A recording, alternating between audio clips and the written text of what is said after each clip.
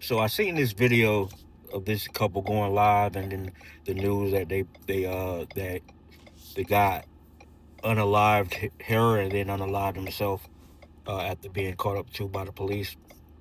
And of course, everybody got these think pieces. It's going viral, so people got think pieces about leave and abusive relationships and all this kind of stuff, and which is unfortunate. And let me say that this is by no stretch victim blaming or blaming anybody, but more just to highlight that it's less about whose fault it is and abusive relationships, and it's more about you get who you are at the time you are that thing. They both were on the same vibration. They were arguing, laughing, and giggling, and going back and forth. And you gave me HPV, and you did this. You slept with this person. I met you in prison, and we did this, and then you gave me this money, and I took this money. And now you don't do this, and it just looked like two people who were just energetically equal and energetically enjoying each other or not enjoying each other. The most eerie part or crazy part about that whole live is like a whole hour live that I think they deleted. They just deleted it. But the crazy thing about that shit is you couldn't tell if they were kidding or joking. They didn't like each other. They were getting along or they weren't getting along. It just looked like that's just the type of shit that they was on. They just was on that toxic love. And it's not to say that that young lady asked to be unalived or that any of that. It's just to say that it ain't about finger pointing or whose fault it is.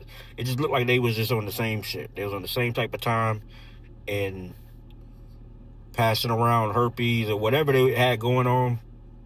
I'm mad that I went down that rabbit hole, but I couldn't help myself. It was going viral, and I was just watching it and going through the whole rabbit hole of finding out that realizing that she was a CEO and he was a inmate, and she met him being a CEO. They started a relationship while he was an inmate. He came home. They got together. That's toxic from the jump. They already from the jump, and I slept with this person, and I'm gonna get you back. That's why I don't deal with. I don't be into none of that. You cheat on me, I cheat on you. I hit you, you hit me. I don't deal with any of that back and forth shenanigans when I'm in a relationship, but just in general. Because like I said, it's a energetically they were made for each other, you know. And if it comes to a point where your relationship is just about who can hurt each other the most, then you've already entered into a realm where somebody's gonna get hurt, or both of y'all gonna get hurt. And I won't even delve into like the hoodoo and the putting roots on each other, because that could have been something they just were saying, and I don't get wrapped up in that. But even if they aren't, I think people don't realize you don't have to, like, quote unquote, put a root on somebody or call the woo man. Once you guys intertwine with each other physically and carnally, and you've already made a pact with each other. New message from Reese. I don't see you. So whatever info you on, whatever shit you on, you get to mixing with that sexually. You guys already in a pact and already got root on each other. I don't think people really understand the spiritual aspect of having sex. You're literally inside of someone, or they're inside of you, and that ain't something to be treaded lightly with or be played with.